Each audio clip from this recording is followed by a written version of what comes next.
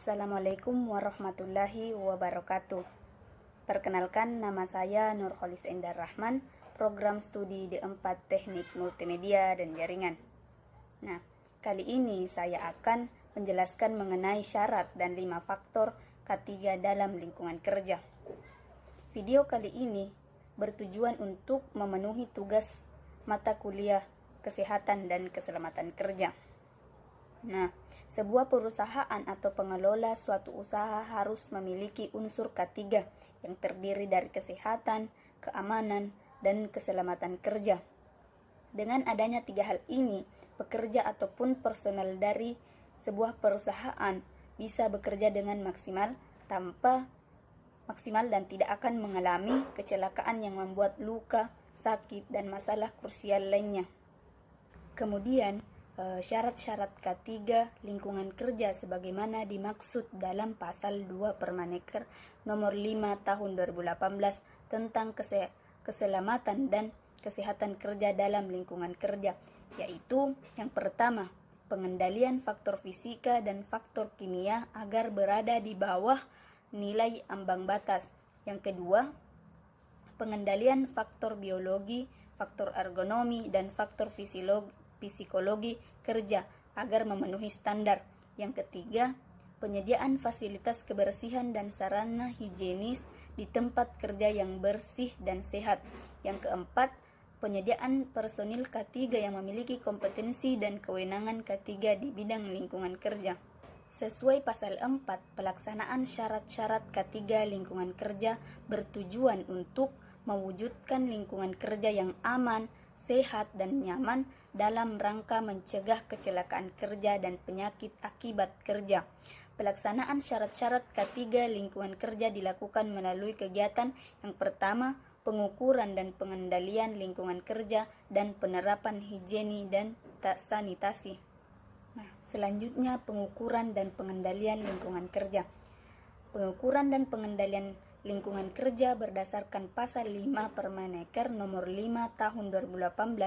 Pengukuran dan pengendalian lingkungan kerja meliputi faktor fisika, kimia, biologi, ergonomi, dan psikologi. Nah, kemudian penerapan higiene dan sanitasi. Penerapan higiene dan sanitasi pada K3 lingkungan kerja meliputi yang pertama, bangunan tempat kerja, fasilitas kebersihan, kebutuhan udara, dan tata laksana kerumah tanggaan. Nah, selanjutnya faktor utama dalam K3 lingkungan kerja. Yang pertama adalah faktor fisika.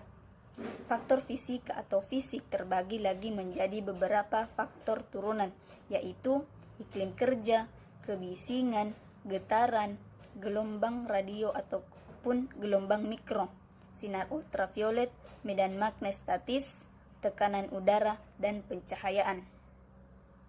Penanganan faktor fisika ini cukup kompleks karena setiap faktor turunan memiliki cara yang spesifik. Secara umum dan penanganan yang dilakukan adalah mengendalikan pemicu yang membuat pekerja tidak nyaman. Informasi lengkap terkait penanganan bisa dilihat pada Permenaker nomor 5 tahun 2018 pasal 18 sampai 19. Faktor utama yang kedua yaitu faktor kimia. Faktor kimia ini berhubungan dengan hal-hal berbau kimia dan perlindungan pada pekerja atau masyarakat umum di sekitar perusahaan. Beberapa bahan kimia yang dianggap berbahaya biasanya akan diklasifikasikan menjadi beberapa jenis yang terdiri, yaitu mudah terbakar, mudah meledak, beracun, korosif, oksidator, reaktif, dan radioaktif. Selain itu, bentuk dari zat kimia mulai dari padat, cair, dan gas di lingkungan juga harus diperhatikan dengan baik. Apabila zat kimia berbahaya mengenai seseorang, kemungkinan terjadi masalah akan besar, mulai dari melepuh di kulit hingga memicu masalah yang lebih kronis lainnya. Pengendalian faktor kimia ini bisa dilakukan dengan membuat ventilasi udara, mengisolasi, penggunaan bahan yang lebih aman dan lainnya. Informasi lengkap terkait pengendalian faktor kimia bisa dilihat pada Permenaker nomor 5 tahun 2018 pasal 21 angka 2. Faktor yang ketiga adalah faktor biologi. Pengukuran, pemantauan, dan pengendalian faktor biologi harus dilakukan pada tempat kerja yang memiliki potensi bahaya faktor biologi. Potensi bahaya faktor biologi seperti pada mikroorganisme dan toksinnya, antropodid atau toksinnya, hewan invertebrat atau toksinnya, alergen dan toksin dari tumbuhan, binatang berbisa, binatang buas, dan produk binatang tumbuhan yang berbahaya. Nah, pengendalian faktor biologi bisa dilakukan sesuai dengan Permenaker nomor 5 tahun 2018 pasal 22 angka 7.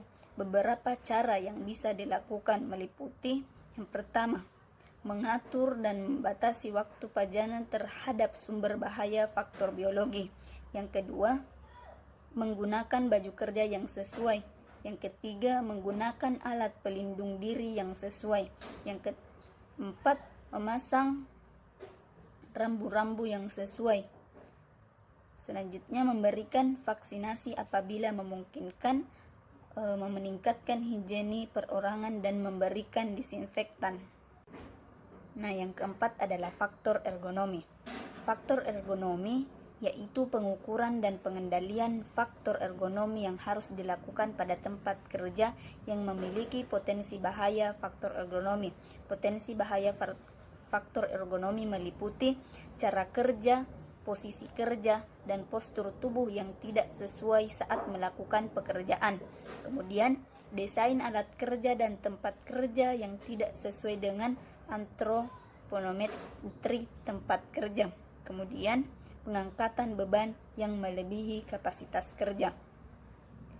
Potensi bahaya di atas bisa dikendalikan dengan beberapa cara sesuai dengan pasal 23 angka 4 Permenaker nomor 5 tahun 2018. Meliputi yang pertama, menghindari posisi kerja yang janggal. Yang kedua, memperbaiki cara kerja dan posisi kerja. Yang ketiga, mendesain kembali atau mengganti tempat kerja, objek kerja, bahan, desain tempat kerja, dan peralatan kerja. Yang keempat, memodifikasi tempat kerja, objek kerja, bahan, desain tempat kerja, dan peralatan kerja. Kemudian yang kelima, mengatur waktu kerja dan waktu istirahat. Yang keenam, melakukan pekerjaan dengan sikap tubuh dalam posisi netral atau baik. Kemudian yang terakhir yaitu menggunakan alat bantu. Selanjutnya, faktor yang kelima adalah faktor psikologi. Pengukuran dan pengendalian faktor psikologi harus dilakukan pada tempat kerja yang memiliki potensi bahaya faktor psikologi. Potensi bahaya faktor psikologi meliputi ketidakjelasan peran, konflik peran, beban kerja berlebih secara kualitatif, pengembangan karir, kemudian tanggung jawab terhadap orang lain. Pengendalian faktor psikologi bisa dilakukan melalui manajemen stres dengan melakukan pemilihan, penempatan, dan pendidikan pelatihan bagi tenaga kerja. Yang kedua, mengadakan program kebugaran bagi petugas kerja. Yang ketiga, mengadakan program konseling. Kemudian yang ketiga, mengadakan komunikasi organisasional secara memadai. Kemudian yang kelima, memberikan kebebasan bagi tenaga kerja untuk memberikan masukan dalam proses pengambilan keputusan. Informasi lengkap terkait penanganan faktor psikologi bisa dilihat pada pasal 24 angka 5 Permenaker nomor 5 tahun 2018. Nah, mungkin itu saja yang dapat saya jelaskan mengenai materi syarat dan 5 faktor utama K3 dalam lingkungan kerja. Terima kasih. Wassalamualaikum warahmatullahi wabarakatuh.